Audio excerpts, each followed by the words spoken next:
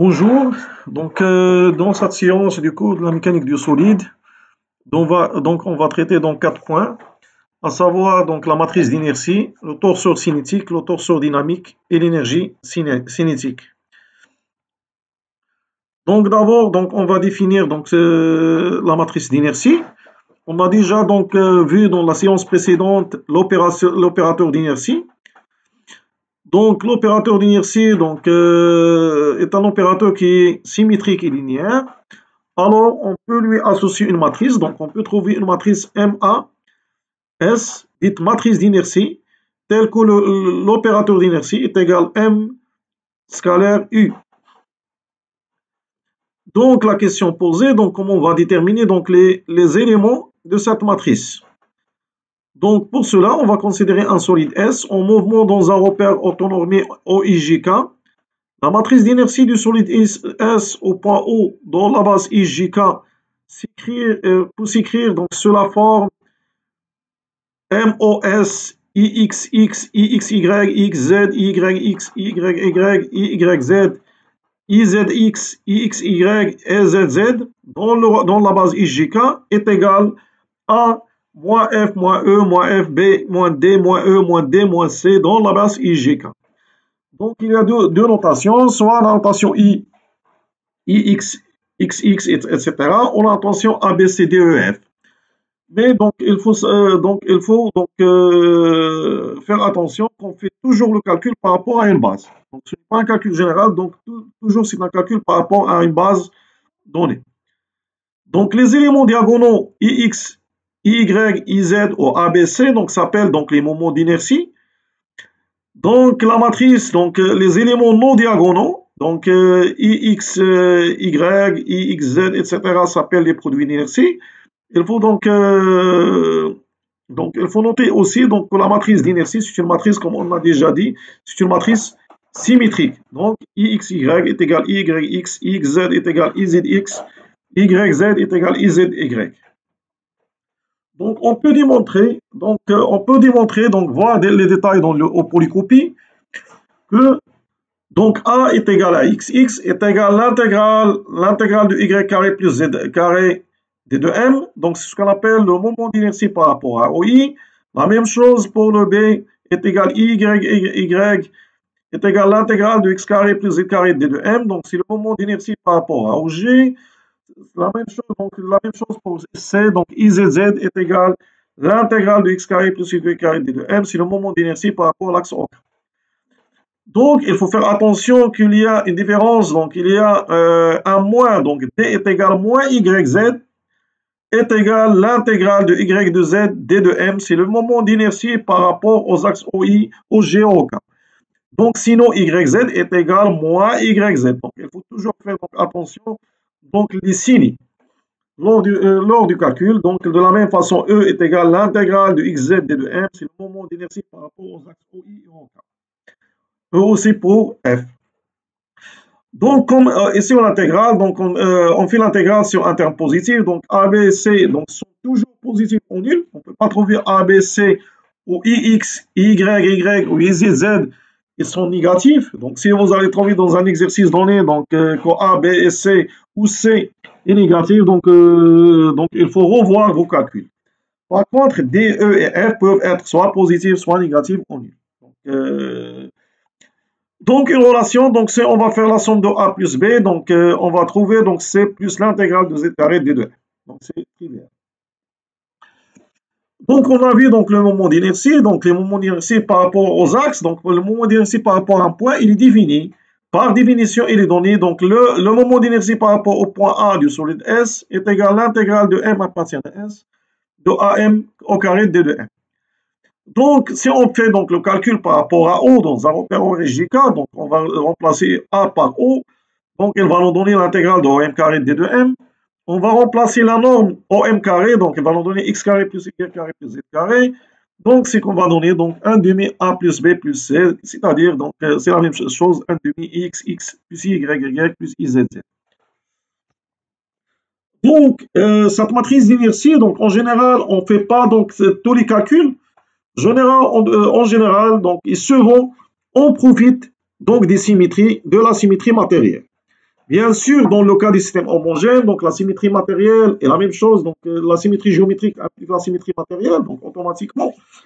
Et dans ce cas, donc c'est en cas, donc c'est un axe de symétrie matérielle, donc c'est le cas de ce disque qui a un axe de symétrie matérielle, alors D de E est égal à E est égal à 0.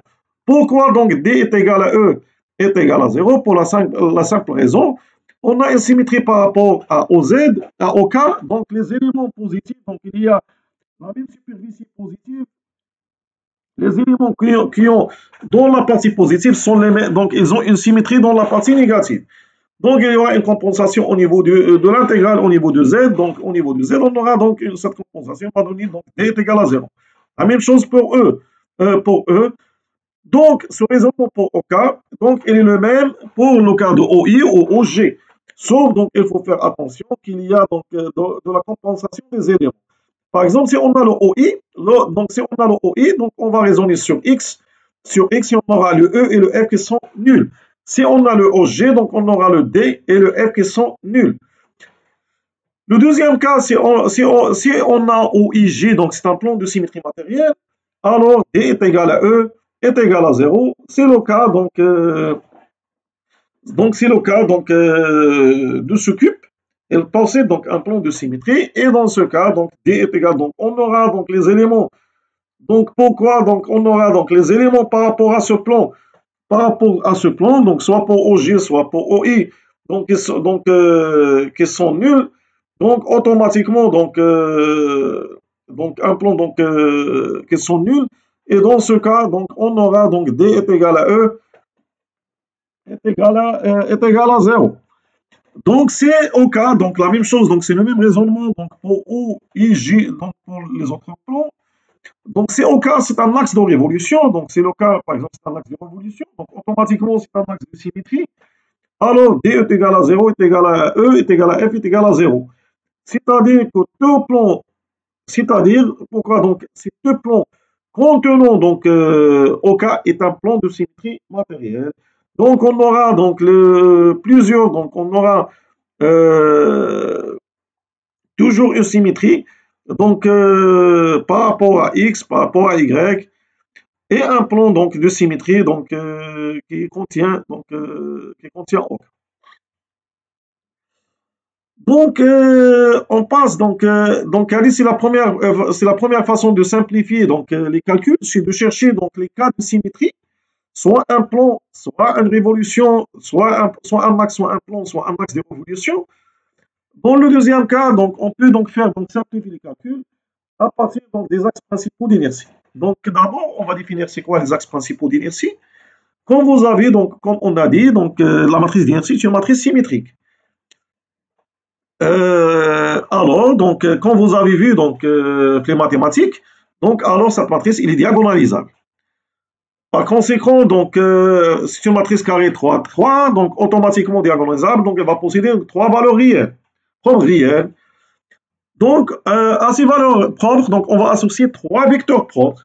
Ces trois vecteurs propres sont 2 à 2 orthogones. Donc ces trois vecteurs ils vont se composer ce qu'on appelle une base principale d'inertie. Donc, à ces vecteurs, donc, on peut associer plusieurs repères, donc plusieurs repères qu'on les appelle donc les repères principaux d'inertie, et les axes donc s'appellent donc les axes principaux d'inertie. Donc si on va faire, donc si on fait donc le calcul, si on va considérer un repère d'inertie avec une origine O, donc dans le repère, donc ce repère, donc à la base, donc le calcul de la matrice d'inertie au point O par rapport à la base principale, donc il est diagonal A, B et C, donc et le reste il est nul. Le E, le F et le G, le E, le F, le D, le E et le F sont nuls. Et le A, les B et le C donc s'appellent donc les moments principaux d'inertie en S, de S en O. Il y a des propriétés, donc si E est égal, E et F est égal à 0, donc si et seulement si, donc il y a une équivalence avec OI est un axe principal d'inertie, la même chose pour OG, la même chose pour OK. Donc, tout axe de symétrie matérielle est un axe principal d'inertie. Donc, c'est une propriété qui est très importante car il est tellement facile de trouver une symétrie matérielle, c'est la même donc, de la symétrie géométrique dans le cas des systèmes homogènes. Et automatiquement, on va dire que c'est un axe principal d'inertie. Et si c'est un axe principal d'inertie, automatiquement, donc, on pourra dire est-ce que E est égal à F est égal à 0, ou 2 est égal à F est égal à 0, ou E est égal à D est égal à 0. Donc, il est tellement facile. Donc, il est très important, donc, cette propriété 4. Tout axe de symétrie matérielle est un axe principal d'inertie. Et on va associer, donc, avec cette propriété 4, on peut utiliser le 1, le 2 ou le 3.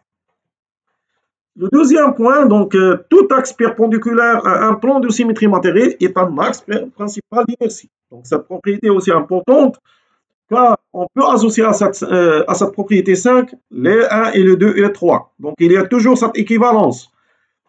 La sixième propriété, c'est tout repère qui possède pour élément de symétrie matérielle deux plans de symétrie est un repère principal d'inertie. Donc, automatiquement, il possède donc trois axes principaux d'inertie. Et par conséquent, D est égal à E est égal à F est égal à 0. Et donc, la septième propriété, donc tout repère qui possède pour élément de symétrie matérielle deux axes de symétrie matérielle est un repère principal d'inertie. Donc, automatiquement, c'est une propriété qui est très importante. Donc, si les trois moments d'inertie, principaux d'inertie sont distincts, A différent de B différent de C, alors il existe un seul repère principal d'inertie. La neuvième propriété, donc, si le système possède la symétrie cylindrique, alors il existe une infinité de repères principaux d'inertie ayant en commun cet axe de symétrie cylindrique. Uniquement deux moments donc, principaux d'inertie identiques. Donc, la même chose pour le cas donc, sphérique. Tout axe issu du centre, donc c'est un axe de symétrie matérielle, donc c'est un axe principal d'inertie. Et tout repère ayant le centre de masse comme origine, c'est un repère principal d'inertie. Les trois moments principaux d'inertie sont identiques.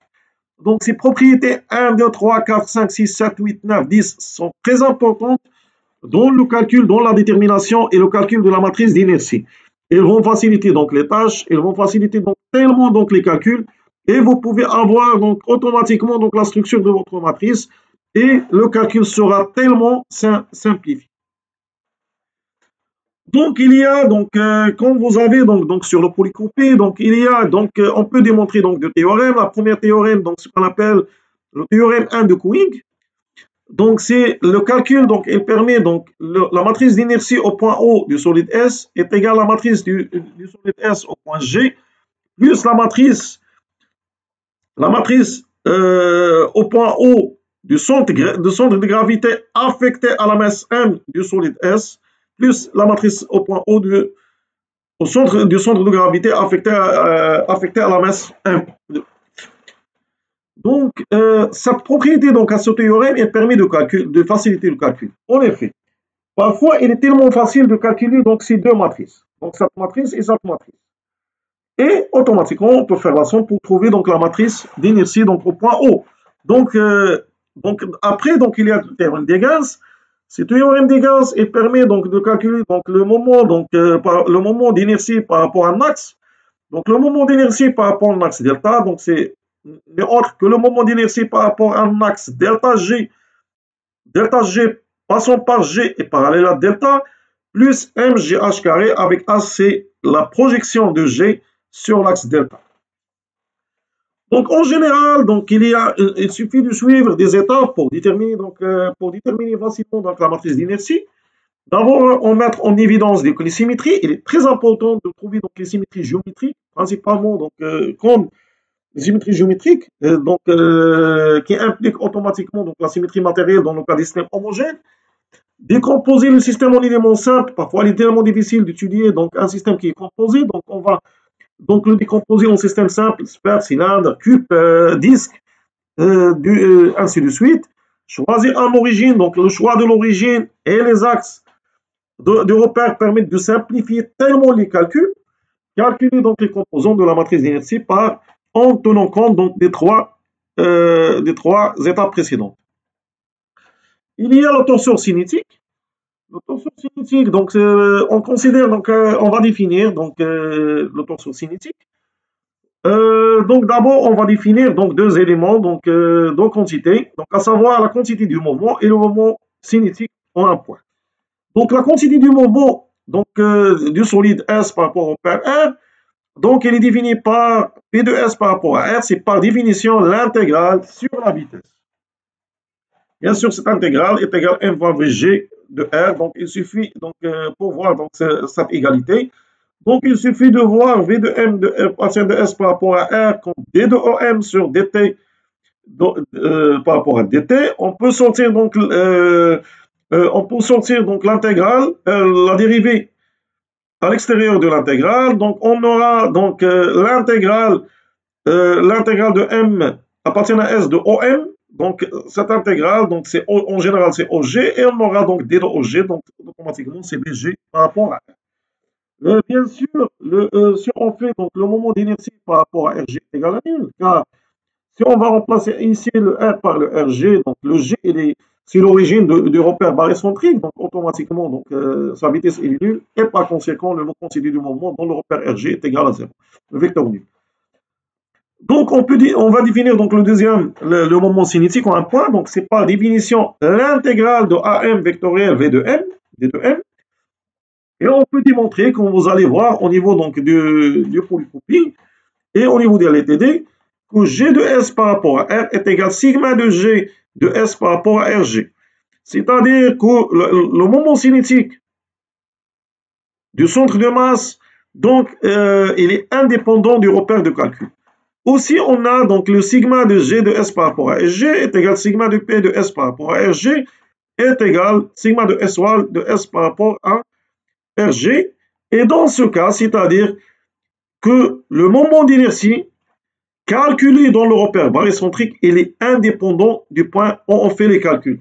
Donc, cette propriété elle est tellement intéressante, car dans le repère barycentrique, on peut faire le calcul dans n'importe quel point. Donc, le moment cinétique il est antisymétrique, donc automatiquement, donc, sigma de O est égal, donc on peut démontrer, donc sigma de O est égal à sigma A, donc c'est la relation de l'antisymétrie. Donc, on peut déduire, donc si on va remplacer par B, on peut faire un simple calcul de définir donc cette égalité.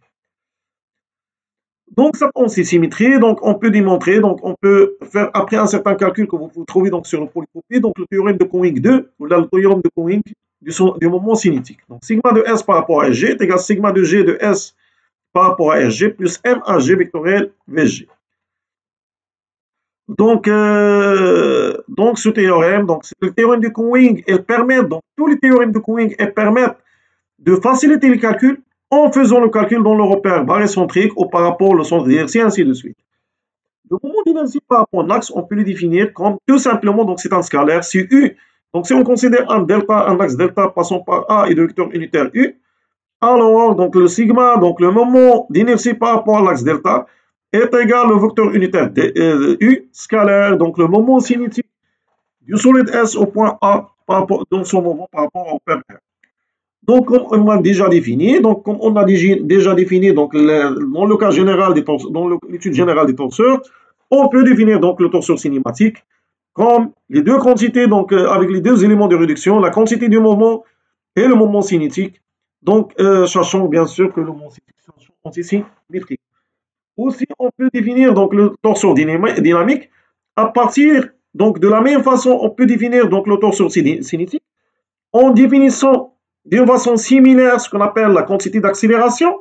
La quantité d'accélération, par définition, c'est une intégrale par rapport, donc, c'est une intégrale donc, par rapport donc, le gamma, l'accélération, gamma m par rapport à r d de m, donc gamma g d de r, donc tout simplement, on passe la vitesse par l'accélération.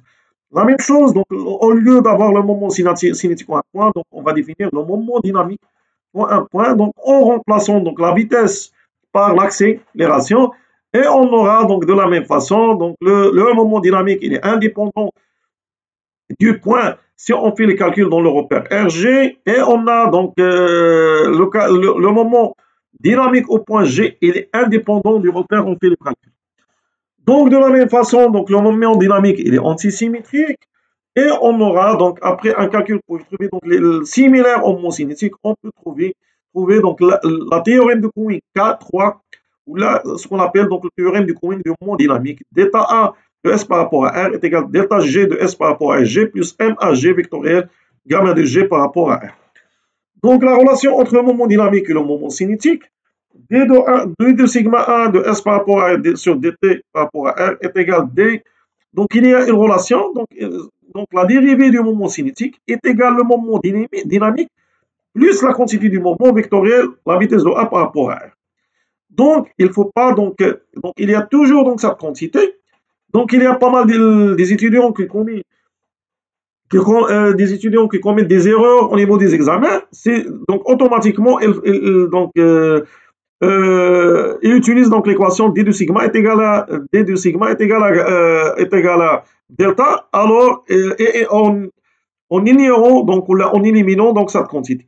Cette quantité, donc ce produit vectoriel, il n'est pas nul quand dans des cas particuliers, à savoir le A est égal à G. Dans ce cas, donc, on aura donc ce produit vectoriel V de G scalaire V de A est égal à 0, car V de A est égal à V de G, où A est égal à fixe, il est fixe dans R, et dans ce cas, la vitesse de A par rapport à R est égale à vecteur nul et 0.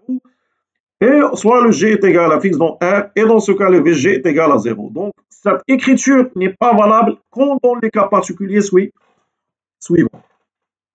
Il y a le moment dynamique par rapport à un max. On peut le définir, donc c'est tout simplement comme le moment cinétique. Donc, c'est un scalaire, donc U scalaire delta A de S par rapport à R.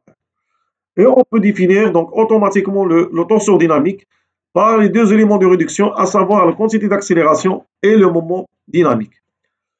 Donc, pour finir, on définit donc l'énergie cinétique du solide S dans ce mouvement par rapport au repère R par l'intégrale, donc 1 demi de l'intégrale de V au carré de M par rapport à R d de R.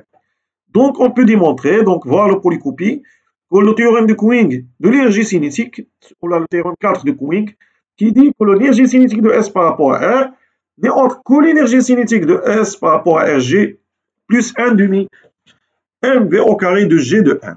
Donc, et je répète, donc avant de terminer, donc je répète que les théorèmes de Cuing permettent donc le théorème de Cuing 4, le théorème de Cuing 3, donc ici le R, le RG, ici le R, le RG, le théorème de Cuing 2, le R et le RG, le théorème de Cuing 1, donc le O et le G. Donc, il permet toujours donc de faciliter le calcul en faisant le calcul dans le repère barycentrique et en utilisant le théorème pour avoir donc le calcul dans un repère quelconque, donc 1. Donc ainsi, donc, on termine cette séance. Donc, et à la prochaine.